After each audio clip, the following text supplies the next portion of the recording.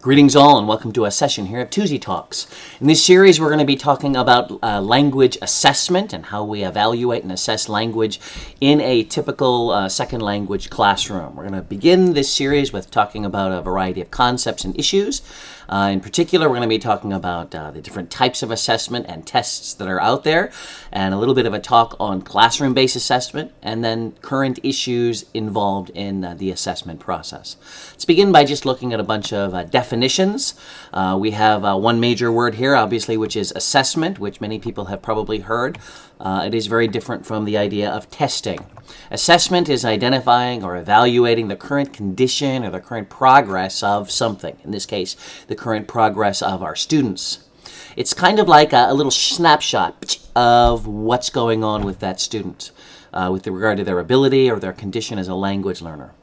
An assessment can be either formative or summative. Formative being it's a snapshot, it's an assessment that's not yet completed, it's in the forming stages because it's an ongoing thing. A summative assessment is something that is generally at the end of a course or at the end of a section where you're trying to sum up what this person's abilities and or progress is up to that particular point.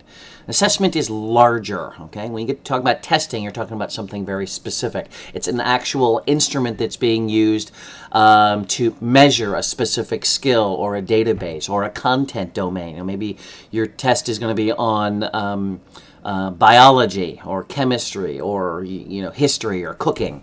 It's a specific domain that you could also be testing. You can be testing someone's performance, how they actually do. For example, a speaking type of test or a presentation type of a test, as well as their competence, what they know, a vocabulary type of a test, or a reading a type of a gathering information kind of a test. So testing is a lot smaller than assessment. In addition, we have words like measurement. And measurement is actually trying to quantify some observed performance, where you have something that's done and you're trying to give it a number. You're trying to numeralize it. Two different ways that we can do that. We have quantitative data, and this is actual numbers stuff. This is what your hard scientist people use. People involved in medicine or chemistry or physics. It's typical data that's found in hard sciences. It's typical data that's found on a test. Where it's true or false, or it's A, B, C, or D. Mathematics, that kind of a thing. You could also see it possibly in rubrics, although not necessarily. Also in checklists. Qualitative data is looking more at a narrative type of a description. And so this data includes a description of the observed performance. So you're looking at the performance, you're observing how it is, and then you're trying to rate it. You're trying to give it a number. So you could use a rubric to do this as well. You could use a checklist to do this. But you're looking at observed behavior, and then you're trying to evaluate it. You're trying to give it some rich narrative description so that it can be understood. And so two different ways of doing measurements. And now both of these can involve numbers. Quantitative will absolutely involve numbers.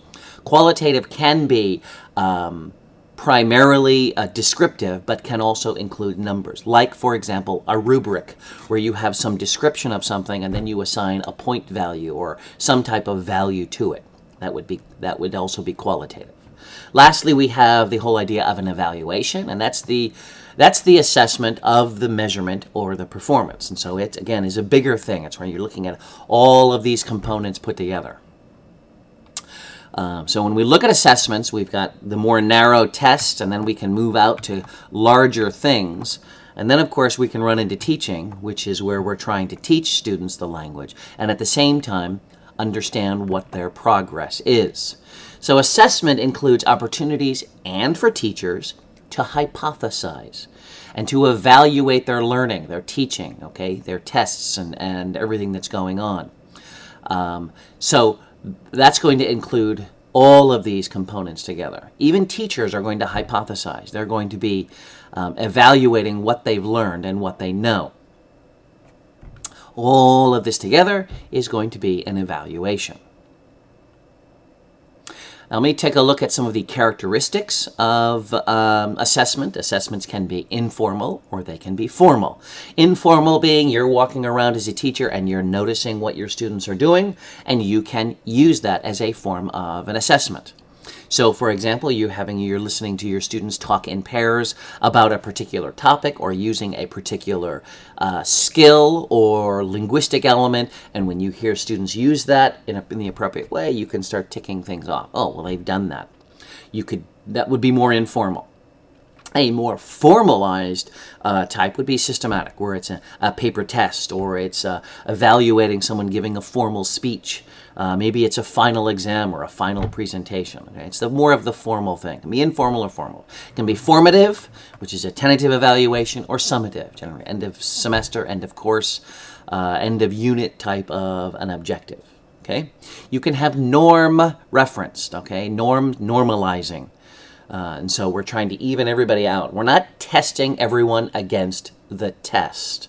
We're not assessing everyone against the unit. We're evaluating everybody against everybody else. Okay, so test takers are evaluated against the group, where the mean or the median or the standard of deviation, the percentile rank are all identified.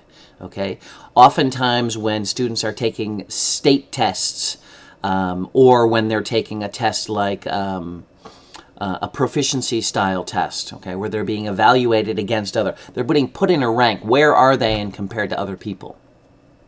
That would be considered a norm reference test. The TOEFL would be something like that, where you can compare what your score is with others across the country, across the world, okay? A criterion reference test has specific criteria, has specific information that's being tested for that particular test.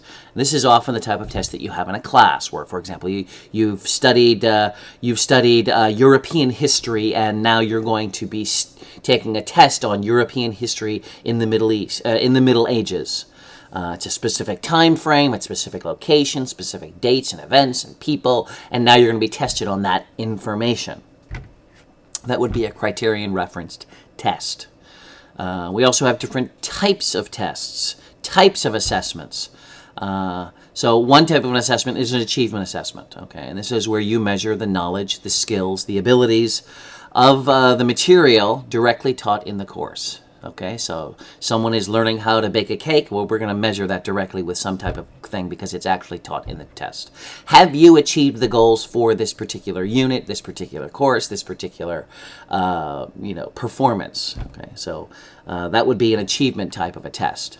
You have a diagnostic test, and that's basically trying to find out where you are within the material. So, for example, we're all talking about language here. You can have a diagnostic test. You find out what their their syntactic abilities are. You find out what their lexical abilities are. You find out what their speaking skills are. And you can gauge those so that you can say, okay, this is as high as you go.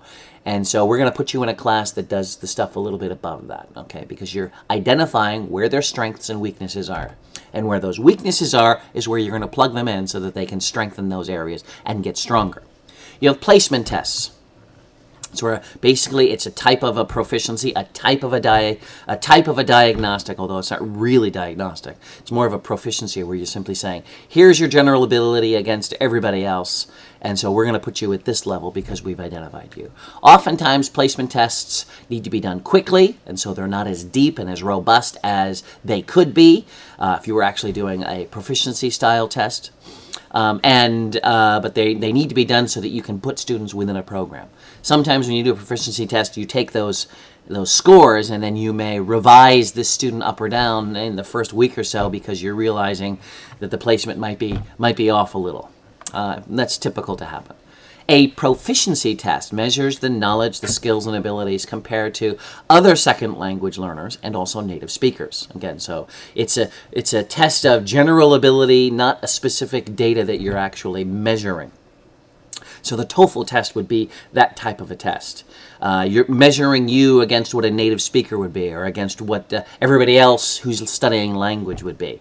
And so it's not specific data. It's not specific information that you're going to be testing. Lastly, our aptitude tests, which are kind of going out They're not as popular as they used to be. An aptitude test is the kind of a test that measures the likelihood that you will do well in learning language, or the likelihood that you'll do well in whatever. But it's an aptitude, your knack for doing something. As I said, they're not as popular as they were in the past. Most places right now definitely focus on placement tests and diagnostic tests. Let's talk about some issues in language assessment, in particular some of the behavioral and integrative influences on language. Now, there are behavioral and psychological language-related studies that are focused on specific segments of language. In other words, there are tests that are out there that only focus on certain skills, only focus on certain databases. Maybe that'll only be focusing on grammar, only focus on writing. And there are tests out there that only focus on those. Brown is probably stipulating that those types of tests are going to be less useful if you're going to be doing things in an integrative approach, which includes all of the skills, all of the databases. Assessment is centered on valid, reliable, objective proficiency type tests, okay, because it's going to be bigger and broader. Integrative approaches focus on whole language types of information, and the tests are actually in context. So the integrative approaches are thought to be a better measure of overall knowledge, skills, and abilities. So the big difference between a segmented type of a test and an integrative type one is that if I do only a writing test, for the most part, I'm going to get writing skills. I'm not going to get overall language ability. And there are those students who are better writers than they are speakers, or they're better readers than they are listeners, speakers, types of things. So only testing one is going to be more limiting as far as the information that you're going to be getting back. Now, it may be that's the type of information that you want. I do know that in certain places, like in the military, where they train people to listen to a language. So all they have to do is listen and understand what's going on. They don't have to be involved in writing. They don't have to be involved in speaking. Their primary goal is to listen and translate. Well, they're probably going to be more concerned and more interested in one of these specific segmented types of language study and assessment. Typically, though, most people want the all-in-one. They want the whole language approach because these people are going to be going to a foreign country, or they're going to be working in a company that has a lot of foreigners in it, and they're going to want to be able to speak in that target language. And for our case, that's English, right? So the integrative approach is going to look at the whole spectrum. They're going to look at all four skills and both databases to see how this person's language is. So it's going to be a better type of an assessment to understand the whole language, okay? Not segmented. Okay. In addition to some of those issues, we also have all of the different components involved in actual having an integrated whole language type of an approach. We have a variety of competencies that language users, language learners need to understand and master. So there are organizational competencies. So for example, they're going to need to know grammatical competence, vocabulary, morphology, syntax, phonology. They're going to need to know textual competencies. They're going to need to understand things like cohesion or rhetorical organization. Those things are more seen in reading and writing and possibly speaking. But it's a competence that they're going to need to understand because cultures and languages organize data differently. Some are more direct, some are less direct, some are more nuanced, some are, they place the important information in different locations within a document or a speech. And so we've got some organizational issues that are going to be different. We also have just some pragmatic competencies that are going to be different. For example, we have illocutionary competence, okay? And so when someone says something, what does it actually mean? What is their intention? Things like ideational functions, manipulative functions, imaginative functions. And depending on the culture that you're in, there's going to be different illocutionary force. There's going to be different manipulations that are going on within the use of language. So it needs to be understood what those unspoken things are. So, for example, if I'm sitting at a restaurant and there's no salt on the table, and I look up at the waitress and I say, by the way, do you have any salt? Listen to that question. Do you have any salt? That's a yes or no question, right? I'm certain that the waitress isn't going to look at me and say, yes, and then walk away. Okay, even though I said, "Do you have any salt?" There's an unspoken meaning there that I'm asking for salt.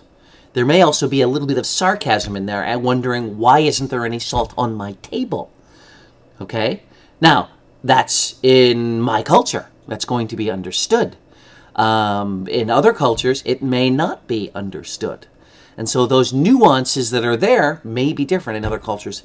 People who are learning language have to understand those. There's also linguistic competencies, things like different dialects, different registers, the naturalness sensitivities, the cultural references. All of these areas need to be understood and need to be taught, and somehow also should be assessed as we're learning language. Now, most of these things are not even put into a textbook, not even put into a curriculum, but they're things that students will need to learn if they're going to master language. And so there are these communicative components of language that also play a role and should be assessed at some point throughout the language process. Other issues in language assessment. Typically, when you're going to do a language assessment, and go back and take a look at some of these pictures that we have here, typically when you're doing a test like this or a measurement or even assessment, oftentimes it's done via something that they've done, like all these tests. It's done via a paper-based test, or it's done via some performance that they have to do, and then you're checking off things.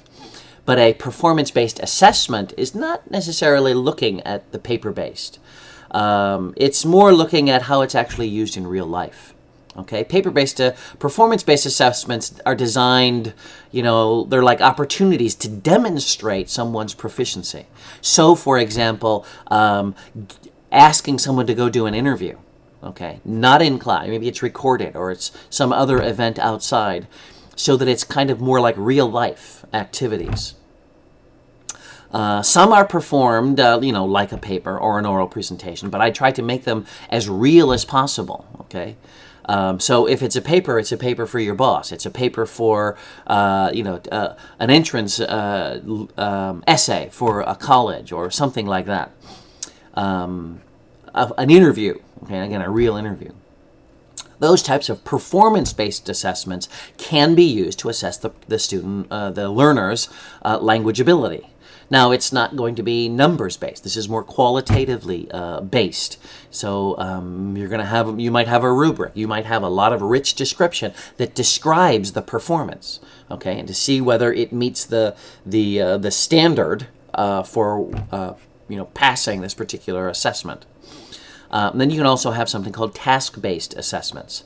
And it measures the knowledge and skills and abilities of language, but the focus of the task is not language. The focus of the task is some other task.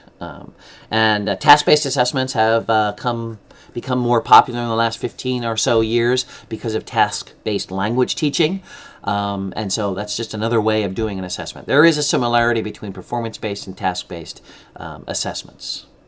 Some important topics involved in language assessment. One of them is the multiple intelligences, which I'm assuming you have already seen. If not, I would recommend you go look up Gardner's work about multiple intelligences. People in the past, when someone said, what's your IQ? Well, that's measuring scientific, spatial, numerical, mathematical type of knowledge. But there are many other types of intelligences that exist and that we can measure. We can also try to use when we're assessing someone. So we shouldn't just be assessing their ability to memorize, 600 words. There are other things that you can assess when you're evaluating someone's language abilities. I distinctly remember while I was in Japan, a gentleman who went to go interview students from Tokyo University. And Tokyo University is the Harvard and the Oxford of Japan. These were where all the brainiacs would go. And part of the reason they got there is because they did so well on the entrance exams English test. And so they would go and talk to these people, and these people were great at translating at converting from Spanish from English to Japanese, but when the interviewer went to go talk to them, they ran away. Literally, you see these students running away because they can't speak. That requires a different set of skills for which they were not prepared or did not focus on. There are different intelligences going on within every person, and some are stronger in one area than in another area. Another important topic is going to be computer-based language learning, and or computer-assisted language learning, or content-based instruction, or computer adaptive testing. All of these are related to the fact that technology is now playing a very important role in assessment, well, almost anywhere, but also in language, especially in certain areas like writing and vocabulary and even possibly grammar. It's coming along with regard to reading and speaking, but those are definitely slower because of the added difficulties in capturing audio, speech, and then analyzing it. But computer-based language learning, language teaching is becoming an important topic, and in some circles, the assessment process will require that students understand and know how to use technology even before they do the assessments, because the assessments require the technology. There's also a whole realm of assessment that's being done in the world of corpus linguistics, where we have huge databases of information that we can use to analyze student language use, and also use to analyze language use through history or language use throughout a program. And so these are all areas that are going to also need to be looked at when you're dealing with assessment. Some points to remember when you're developing and or using an assessment. Remember that assessment is only a guidepost, and it is not the end-all and be-all. So use it as a guidepost, use it as a diagnostic. Use it as a means to try to help students know what they're weak in so they can become stronger. Use it as a way to motivate them. Typically, when students get a score back on a test, they want to have a perfect score. You don't want to have that in a language diagnostic or language assessment, because you want to help push them on to the next step, push them on to the next level. So try to develop tests that allow them to take that next step forward, allow them to see where those weaknesses are. Also try to use it to develop autonomous learners, so that learners recognize, okay, these are my areas that are weak, and so now I'm going to go and study these. Additionally, you can use it to assess your own teaching effectiveness. If you're teaching a specific area, a specific skill, a specific database, and you're seeing that your students you've done some activities and you're seeing how your students aren't getting it, well, maybe I need to change the way I'm teaching this. Maybe I need to abandon this activity and introduce something new. Maybe I need to revise what I'm doing. Let the tests also educate you, the teacher. Okay? And also use it to encourage language acquisition. Let them see that they're moving, they're progressing. They're, as Bob would say, baby steps. They're taking little baby steps as they progress toward greater language mastery. That's all I have for this little session here. I do hope you enjoyed this. If you have any questions or problems, kindly drop me a note down below, and I will talk to you later.